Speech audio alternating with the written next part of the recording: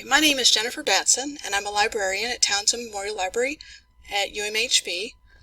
This series of videos is intended to familiarize you with doing research to find sources for your mediated or argumentative essay.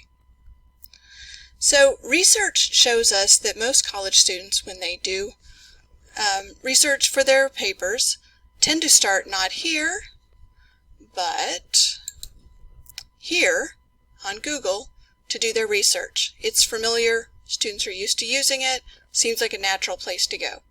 So I want to discuss the pros and cons and how to evaluate information on the internet. So let's just say I go here and my topic is the debate over whether for-profit colleges are a good idea or not. So I'm going to put in for-profit colleges,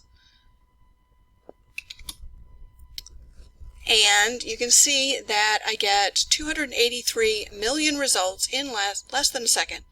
So it didn't take very long, but way more than I can ever think about plowing through. A lot of them are going to be commercial. You can see right here we have Wikipedia. So Wikipedia is very interesting for background information. It's not generally considered suitable for academic papers. It can be interesting sometimes to find a topic and then look at the sources that the writer used to compose their article, but do not use Wikipedia in your bibliography for your academic papers. Okay, so let's just say you do what most people do and they just browse through the sources they find on the first page of results. And there's some stuff that looks okay. U.S. News, I'm familiar with that. Franklin.edu, that's interesting. Looks like it's related to a college. But anytime you pick something out of these lists, you need to carefully vet them before they use them. So let's look at this one, for example. Pros and cons. I need pros and cons to write my paper, right? So before I get too attached to the information on the website, I need to think, can I even trust this information before I go any further? So I'm looking for, I have an author, so that's good. Money Crashers, what is that about? A lot of times down at the bottom, there's going to be an About section. So it says, our mission is to develop a community of people who try to make financially sound decisions. I just don't have a lot of information about who wrote this and whether I can trust them. Is this their opinion or not? I can click on the author. That might give me more information. Former financial advisor, securities trader. Okay, so this is looking like a possible. My point is, there can be good stuff. There's a lot of not so good stuff.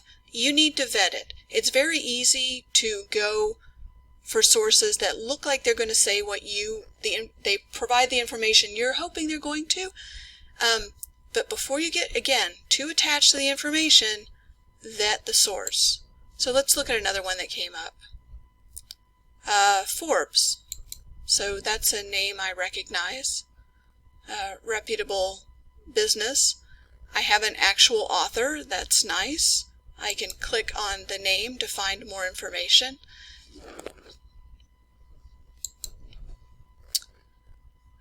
So I might consider using this. One thing, concept I want to introduce you to, though, is the idea of lateral fact checking. So if I was going to use this and there was data on that site, let's say this, then I would try to look outside the site to verify it. Let's say, and also I wasn't familiar with the organization Forbes. I might go to the web and Google them. So I'm looking for Forbes and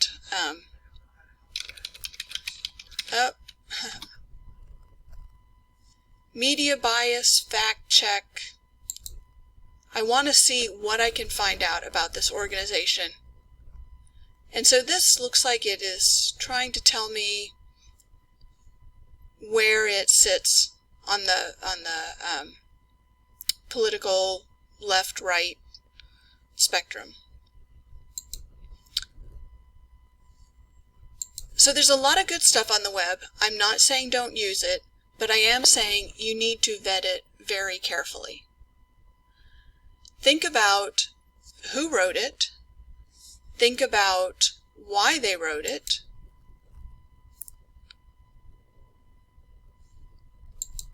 Let's just go back a little bit.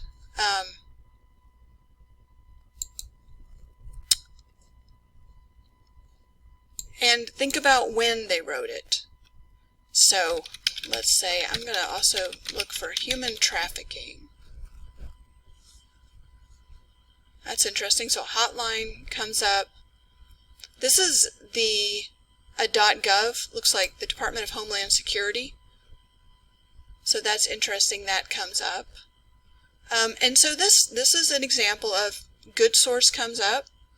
Again, I'm going to be very careful that this is actually what it purports to be, because there are a lot of websites that try to imitate reliable websites. And so don't fall for a counterfeit website. You have to do that lateral fact checking. Okay.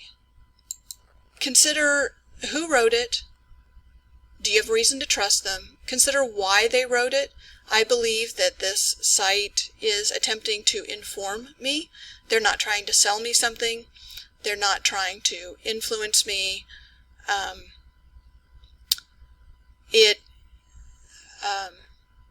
is very hard to totally eliminate bias, and for your essays you are looking for perspectives from both sides, so you don't have to find things that are totally neutral, but you should really attempt to think seriously about why the information is there and what perspective is this person presenting it from. There are a couple sources that I'd like to point you towards on the web. One is the Pew Research Center. Especially if you're not really sure what your topic is. If you go to topics, they have this terrific list that you can click on to find out all sorts of information about what's going on in the United States. What are people thinking? Why are they thinking it? It's a pretty interesting source. And the other one I want to point you to is called All Sides. So if you put in All Sides, whoops, let's see if it still gets me there. This site is interesting because if you're looking at a politically driven topic or one that has different nuances, this can be interesting because it tries to divide up news sources so that you can right off the bat see which ones tend to be more centrist views, which ones are more from the left, which ones are more from the right, and this would be a good way to find information from opposing sides, maybe find some common ground on a wide range of topics. So, to sum it up, in later videos I'm going to discuss how to do research using library resources. I really recommend that you do this, even if to start with it's unfamiliar. If you're going to use Google, you need to vet your sources very carefully. There is some good stuff out there. For these papers, you might find the Pew Research Center or All Sides helpful. Don't hesitate, I'm going to say this again in other videos, to contact me. My name is Jennifer Batson if you need any assistance with research for your papers.